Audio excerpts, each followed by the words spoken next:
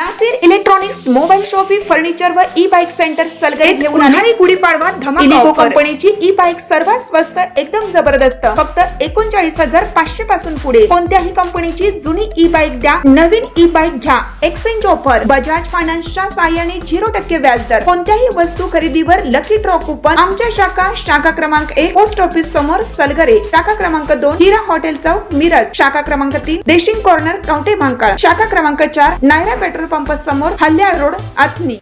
प्रत्येक बातमीतील घटनेच्या वास्तविकतेची तुलना थेट पाहत रहा चांगली अपडेट। जत तालुक्यातील डफळापूर येथील भोसले मळ्यातील शेततळ्यात बुडून आई व मुलाचा दुर्दैवी मृत्यू झाल्याची घटना बुधवारी सकाळी घडली। सुशीला विठाप्पा पडोळकर वय वर्ष 45 व अनिल विठाप्पा पडोळकर वय वर्ष 28 राहणार अकोळ तालुका निपाणी जिल्हा बेळगाव कर्नाटक अशी मृतांची नावे आहेत। पडोळकर कुटुंब शेतीसोबत मेंढपाळीचा व्यवसाय करत असून मेंढ्या चारण्यासाठी विविध ठिकाणी फिरतात।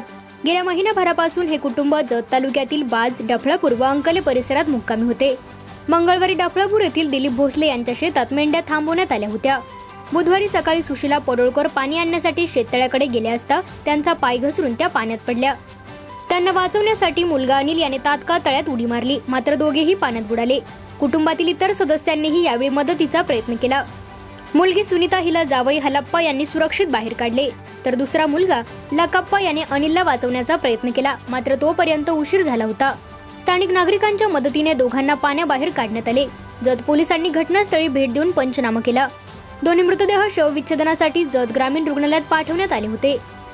तपासानंतर मृतदेह नातेवाईकांच्या ताब्यात देण्यात आले असून या प्रकरणी जत पोलीस ठाण्यात नोंद करण्यात आली असून पुढील तपास सुरू आहे।